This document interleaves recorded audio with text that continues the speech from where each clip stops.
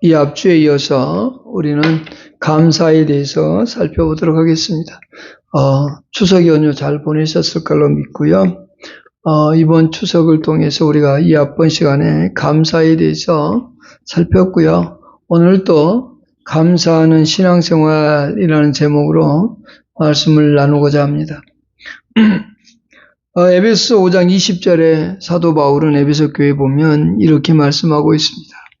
범사에 우리 주 예수 그리스도의 이름으로 항상 아버지 하나님께 감사하며, 그리고 빌립보서 4장 6절에서도 아무것도 염려하지 말고 다만 모든 일에 기도와 간구로 너희 구할 것을 감사함으로 하나님께 아뢰라. 골로새 3장 15절에도 그리스도의 평강이 너희 마음을 주장하게 하라.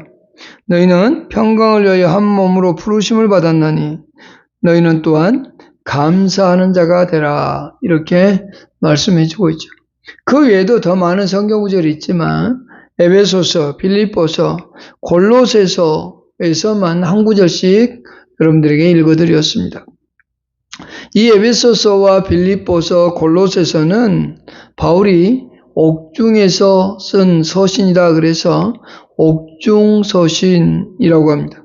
바울은 로마의 감옥에서 갇혀 있으면서 지금 에베소 교회 그리고 빌립보 교회, 골로새 교회에게 편지를 하면서 감사하라고 호소하고 있다라고 하는 거죠. 근데 여기 감사하라고 하는 이 표현 속에서 그는 감옥에 있다는 것을 우리는 잊어서는 안 되죠. 감옥이라는 그 여건이 좋지 않는 환경 속에서 그는 감사하라고 말합니다. 우리가 첫 번째 생각할 것이 뭐냐면, 그러면 감사의 원천, 감사가 어디서부터 나오는가에 대해서 살펴볼 수 있겠죠. 사도행전 27장에 보면, 27장 35절에 보면 이런 표현을 썼는데요. 바울이 이렇게 말하고 있는데, 떡을 가져다가 모든 사람 앞에서 하나님께 축사하고 떼어 먹기를 시작했다라고 되어 있습니다. 거기에 표준 세번역 같은 경우는 하나님께 감사를 드리고, 하나님께 축사하고, 이 표현을 하나님께 감사를 드리고 라고 번역을 했습니다. 많은 성경이 거기에 하나님께 감사를 드리고 이렇게 번역하는 걸 볼 수 있어요. 이것은 뭐냐면 사도 바울이 로마로 이제 호송되어 가다가 바다에서 큰 풍랑을 만나고 태풍을 만나서 배가 부서지게 되는, 파선하게 되는 그런 상황 속에서 14일 동안 아무것도 제대로 먹지도 못하고 있다가 그가 그 환경 속에서 하나님께 감사의 기도를 드리고 떡을 떼어서 나눠주는, 그러면서 같이 배 안에 있는 사람과 같이 식사하는 모습을 볼 수 있습니다. 여기서 우리가 볼 수 있는 것은 감사는 어떤 환경 때문에 하는 것은 아닙니다. 이 환경이 나쁘고 이 환경이 좋고 이 환경 때문에 우리가 감사하는 감사의 원천은 거기서 나오지 않습니다. 우리는 살다 보면, 사람이 살아가는 모든 환경 속에서 보면 때로는 어려움을 만나기도 하고, 때로는 좋은 일을 만나기도 하고, 때로는 하나님께서 우리에게 참으로 놀라운 일들을 행하시기도 하죠. 그러면 좋을 때는 감사하는데 좋지 않을 때는 감사하지 않는다. 그것은 어떤 환경에 지배를 받게 되는 거죠. 그래서 우리가 감사하는 것은 환경이 우리를 지배하지 못한다라는 거죠. 두 번째는 건강 때문에 우리가 감사하는 것도 아니다는 거죠. 건강에 감사의 원천이 있는 것도 아니다는 거죠. 왜냐하면 우리는 가끔은 때로 아주 건강하다가 또는 아주 건강을 쉽게 잃어버리기도 하지요. 그러니까 이 건강이 어떤 때는 정말로 남들이 부러울 정도로 좋은 건강을 유지하다가 어느 날 한순간에 질병 때문에 이렇게 아파서 고생할 수도 있게 되죠. 그러면 좋을 때는 감사하고 안 좋을 때는 불평할 건가? 라고 하는 거죠. 그래서 여기에 있는 것도 아니에요. 또한 가정은 큰 축복이기도 합니다. 사도 바울은 지금 환경 때문에 감사하고 있는 게 아니고요. 건강 때문에도 감사하고 있는 게 아니에요. 또한 가족이라고 하는 것은 하나님의 큰 축복을 받은 공동체를 이루고 있는데, 그러나 바울의 입장에서 보면 바울은 가정을 가진 사람도 아닙니다. 바울은 홀로 독신으로 살았거든요. 일생 동안 홀로 살면서 그렇게 살아갔다는 거죠. 그렇기 때문에 바울에게 있어서 가정도 감사, 이런 환경 속에 감사하는 건 아니었습니다. 오직 그가 감사하는 데는 무엇 때문일까요? 믿음 때문입니다. 하나님의 살아계심, 하나님께서 우리와 함께하고 계심, 하나님께서 우리를 인도하신다. 이 사도행 27장에서 배가 파선이 되었고 그 안에서 지금 살지 죽을지도 모르는 상황인데도 거기서 하나님께 감사를 기도를 드리면서 하나님께 영광을 드리고 있죠. 감옥에서도 감사할 수 있었던 것은 뭐냐면 믿음 때문입니다. 믿음은 우리의 신앙생활하는데 뿌리이기도 합니다. 하나님께서 우리에게 믿음을 주셔서 우리가 예수 그리스도를 통한 구원의 역사를 가졌고 성경을 믿고 또 하나님의 말씀을 믿고 하나님의 살아계심을 믿는 그 믿음은 우리가 신앙생활하는 데 있어서 어떤 뿌리라고 한다면 이 감사는 그 신앙의 뿌리에서 자라나온 나무의 열매, 신앙의 열매라고 할 수 있겠죠. 이 바울은 바로 믿음으로 또한 구속의 은혜로 말미암아서 언제나 감사할 수 있었던 겁니다. 지금 배가 파손되어서 죽게 생겼음에도 불구하고 하나님의 은혜가 그의 마음속에 충만히 있었기 때문에 그 하나님의 사랑과 하나님께 나를 돌보시고 있다는 그 믿음 안에서 생활하고 있기 때문에, 살아가고 있기 때문에 그는 감사하고 있는 겁니다. 그러니까 우리가 믿음이 있는 사람은 감사할 수밖에 없겠죠. 두 번째 생각할 것은 바울이 감사하고 있다라고 하는 거죠. 로마서 7장 24절과 25절에 보면 사도 바울은 이런 영적인 고뇌를 하고 있는 걸 볼 수 있는데요. 오라 나는 공고한 사람이로다. 이 사람의 몸에서 누가 나를 건져내려 우리 주 예수 그리스도로 말미암아 하나님께 감사하리로다, 이렇게 돼 있거든요. 지금 사도 바울은 자신의 마음속에서 싸우는 두 가지가 있었고 또 그 이전에는 핍박자였고 또 남들을 괴롭히는, 남들을 죽이는 데 앞장섰던, 예수를 박해하는데, 기독교를 박해하는데 앞장섰던 그 사람이었음에도 불구하고 그는 25절에서 우리 주 예수 그리스도로 말미암아 하나님께 내가 감사한다 라고 돼 있죠. 그러니까 우리는, 이 바울은 누구 때문에 감사하냐면 예수 그리스도를 인해서, 예수 그리스도의 은혜 속에서 살아감으로, 예수 그리스도의 구속의 은혜로 말미암아 예수 그리스도께서 자기를 구원하신 그 믿음으로 말미암아 하나님께 감사하고 있다라고 하는 거죠. 또한 고린도후서 9장 15절에서도 이렇게 사도 바울은 감사하는데요. 말할 수 없는 그의 은사로 말미암아 하나님께 감사한다라고 하는 거죠. 말할 수 없는 그의 은사로라고 되어 있습니다. 여기서 은사라고 하는 것은 고린도 교회로 하여금 모든 헌금하는 그 모금 사업에 참여하게 한 것뿐만이 아니라 그들의 헌신과 희생을 통해서 지금 감사하고 있다는 거죠. 그러니까 하나님께서 인간에게 보이신 그 놀라운 은혜, 그리고 그에게 보여주신 한없는 선물까지도 그는 감사하고 있다는 거죠. 어떤 면 우리에게 선을 행할 마음이 있다면 그것은 우리에게서 비롯된 것이 아니라 하나님께서 주신, 우리에게 주신 은사인 겁니다. 그러니까 우리가 어떤 선을 행할 마음이 있고 어떤 헌금할 마음이 있고 어떤 하나님의 뜻을 이루고자 하는 그런 마음이 있다고 한다면 그것은 하나님께서 우리에게 주신 은사, 즉 선물이라는 거죠. 에베소 2장 8절에서 우리의 구원이 하나님의 선물이라고 했던 것처럼 말입니다.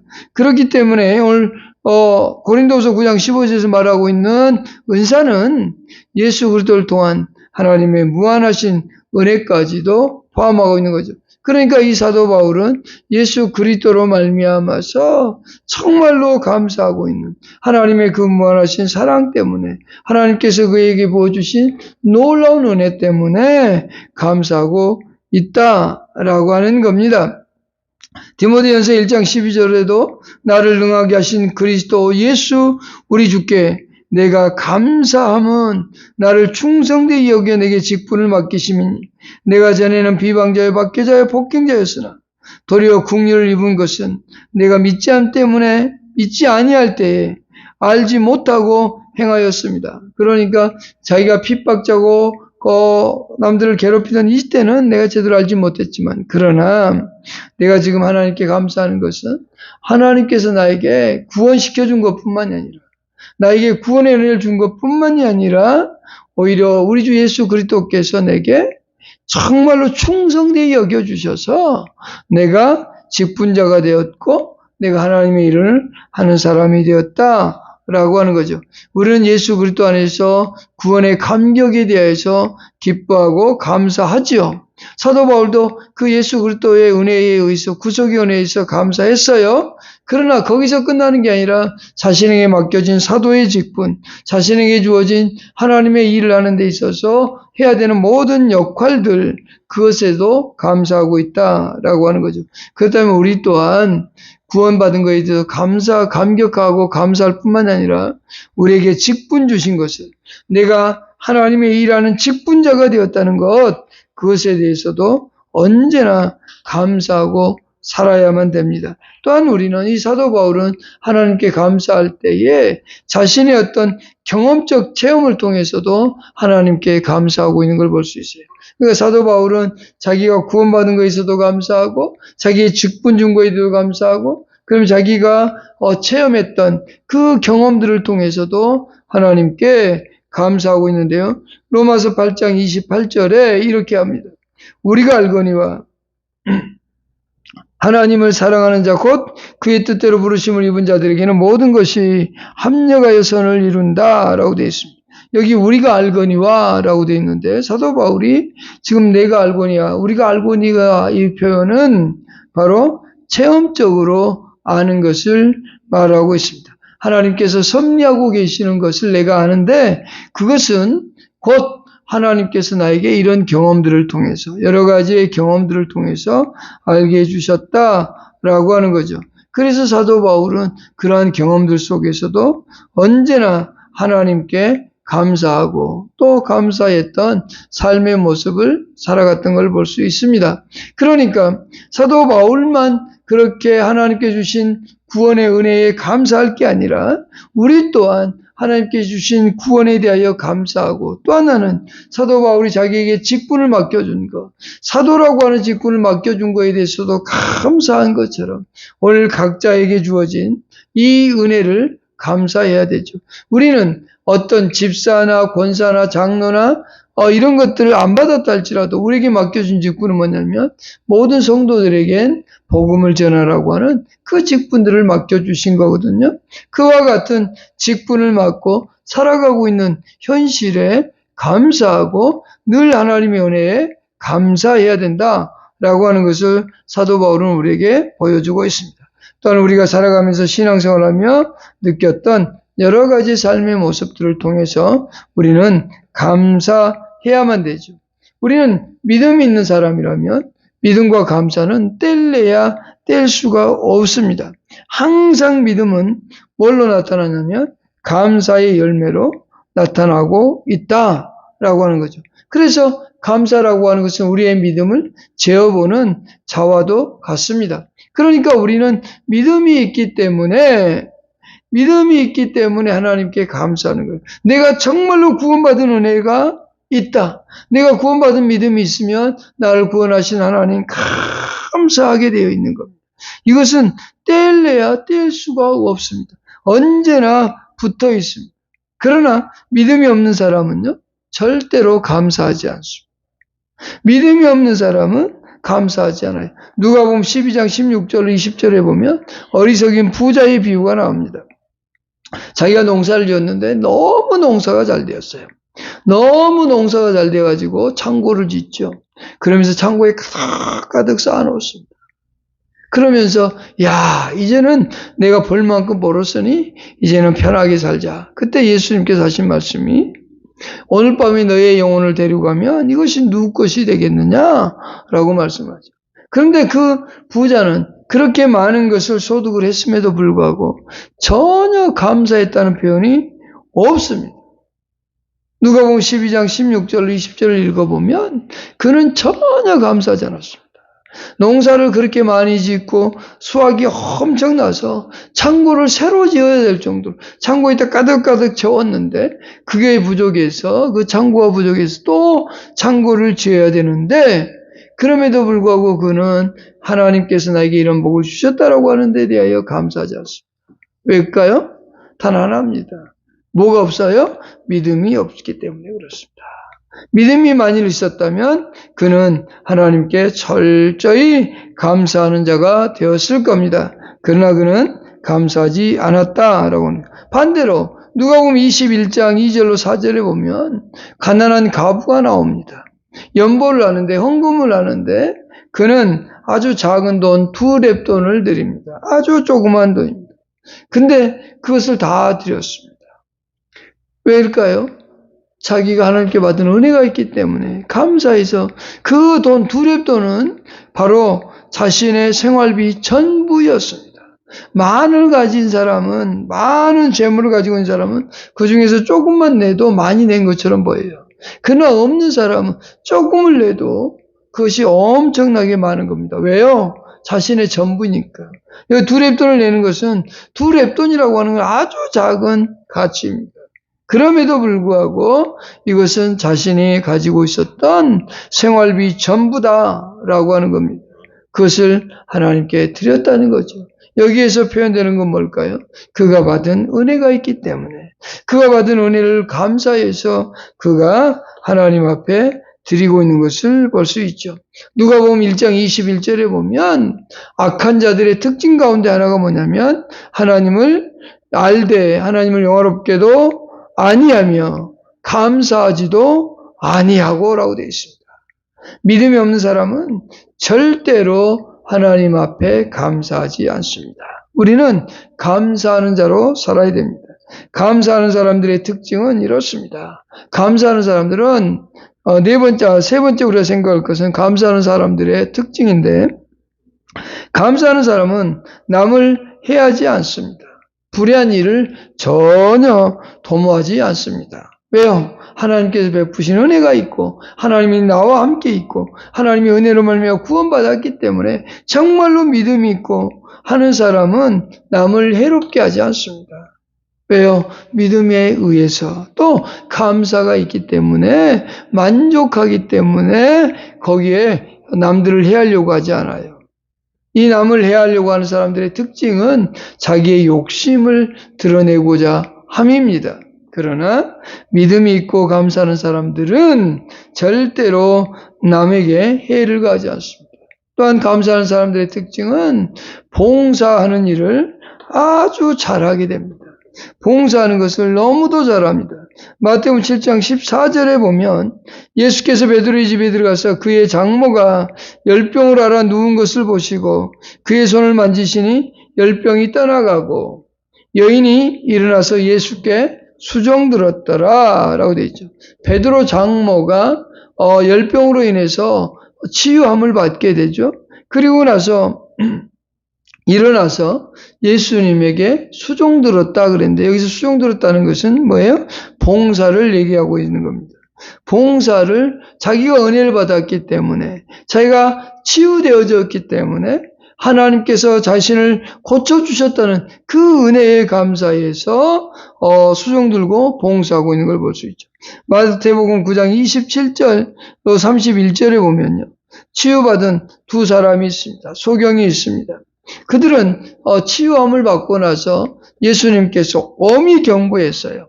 30절에 이렇게 말해요. 예수께서 엄히 경고하시되 삼가 아무에게도 알리지 말라 하셨으나 31절에 그들이 나가서 예수의 소문을 그 온 땅에 퍼뜨렸다. 예수님께서 하지 말라고 했는데도 그들이 받은 은혜가 커서 이 눈이 치유된 거에 의해서 가서 자랑하고 또 자랑하는 겁니다. 여러분, 이것은 봉사는요. 은혜 받은 사람, 감사하는 사람은 언제나 하게 되어져 있습니다. 마태복음 26장 6절 13절에 보면 예수의 머리에 향유를 부은 여인이 나옵니다. 그때 가룟 유다가 왜 이 비싼 것을 머리에 붓느냐라고 책망하죠. 그때 예수님께서 연희하는 것은 나의 장래를 위해서 준비하는 거다라고 말하죠. 이 봉사하는 것은요, 은혜 받으면 받을수록 더 많은 봉사를 하게 됩니다. 그리고 감사가 있는 사람은 언제나 하게 되어 있습니다. 그러나 우리 성경에 보십시다. 가룟 유다가 감사하는 마음이 있던가요? 가룟 유다는 하나님께 감사하지 않습니다. 예수님의 제자였음에도 불구하고 그는 감사하지 않았습니다. 또한 다윗의 아들 압살롬, 부모의 은혜를 받고도 그는 감사하기는커녕 오히려 구태타를 일으켜서 아버지를 쫓아내는 그러한 역할을 하는 걸 볼 수 있죠. 우리는 감사하는 사람들은요, 남을 해하지 않습니다. 자연스럽게 남을 위해 봉사하고 섬기고 감사하는 사람은 하나님께 영광을 드리게 되어 있습니다. 그러나 감사하지 않는 사람들은 반대로 전혀 하나님께 감사하지 않고 오히려 하나님을 대적하고 또 부모를 대적합니다. 이 압살롬은 부모로부터 큰 은혜를 받았음에도 불구하고 감사가 없으니 그 아버지를 대항했죠. 네 번째 생각할 것은 고난 중에도 감사하는 사람들이 성경에 나옵니다. 대표적인 사람이 다니엘이라고 볼 수 있는데 다니엘서 6장에 보면 다리오 왕이 조서를 내리고 도장을 찍어서 우상 숭배하게 만들죠. 그때 다니엘서 6장 10절은 이렇게 표현하고 있습니다. 다니엘이 이 조서에 왕의 도장이 찍힌 것을 알고도 자기 집에 들어가서는 윗방에 올라가 예루살렘을 향한 창문을 열고 그 전에 하던 대로 하루 3번씩 무릎을 꿇고 기도하며 그의 하나님께 감사하였더라 라고 되어 있죠. 그러니까 이 고관들이 다니엘을 모함하고자 해서 그렇게 왕을 꼬셔서 조서를 내리고 우상 숭배하게 만들고 또 이 다니엘을 해하려고 하지만 다니엘은 그럼에도 불구하고 그 하나님께 알면서도 하나님께 감사하는 무릎을 꿇고 기도하면서 하나님께 감사하는 걸 볼 수 있죠. 그래서 사자굴 속에 들어가게 되는 그런 고난을 당하죠. 그럼에도 불구하고 하나님이 그 가운데서 그를 건져주시는 놀라운 일을 보게 되어집니다. 또한 우리가 잘 아는 욥이라고 하는 사람에 대해서 누구나 잘 알죠. 욥이 하루아침에 자식들을 잃고 재산을 잃고 모든 걸 다 잃게 되죠. 그럼에도 불구하고 욥은 이렇게 말해요. 욥기 1장 20절과 21절, 22절에서 이렇게 말하는데요. 욥이 일어나 겉옷을 찢고 머리털을 밀고 땅에 엎드려 예배하며 이르되 내가 모태에서 알몸으로 나와 싸운즉 또한 알몸이 그리로 돌아가올지라. 주신 이도 여호와시요 거두신 이도 여호와시오니 여호와의 이름이 찬송을 받으실지니이다 하고 이 모든 일에 욥이 범죄하지 아니하고 하나님을 향하여 원망하지 아니하니라 라고 되어 있습니다. 그는 자신의 모든 것을 잃었음에도 불구하고 하나님께 주신 이도 여호와시요 거두신 이도 여호와시오니 여호와의 이름이 찬송을 받을지니이다 라고 되어 있어요. 모든 걸 다 잃고 고난 가운데 있음에도 불구하고 그는 절대로 범죄하지 아니하고 오히려 하나님을 향하여 찬미하고 감사하고 있는 모습을 볼 수 있죠. 여러분, 우리는 때로는 고난 가운데 살아갈 수도 있고 어려운 가운데 살아갈 수 있어요. 시편 30편에서 다윗은 이렇게 말하는데요. 주께서 나의 슬픔이 변하여 내게 춤이 되게 하시며 나의 뱃옷을 벗기고 기쁨으로 띄우셨나이다. 이는 잠잠하지 아니하고 내 영광으로 주를 찬송하게 하심이니 여호와 나의 하나님이여 내가 주께 영원히 감사하리로다 라고 말이죠. 주께서 내가 살아가는 삶 속에서 슬픔이 있을 때 그것을 바꾸어서 춤이 되게 하시고 나에게 애통과 고통이 있을 때 기쁨으로 나를 띄우셔서 기쁨의 사람이 되게 해주고 그런 환경이 되게 하신다라고 하는 거죠. 그래서 다윗은 하나님께 언제나 영원히 감사하겠다고 고백하고 결단을 내립니다. 여러분 어떠신가요? 여러분들은 과연 살아가면서 얼마나 감사하고 있습니까? 얼마나 하나님 앞에서 감사하며 섬기며 살고자 노력하고 있는가? 우리는 내 신앙 가운데 살아가는 삶 속에서 얼마만큼 그렇게 살아가는가 아닙니다. 더사로니가서 5장 16절로 18절은 여러분이 너무도 잘 아는 겁니다. 거기에 18절에 이렇게 말하죠. 범사에 감사하라. 이것이 그리스도 예수 안에서 너희를 향하신 하나님의 뜻이다 라고 말이죠.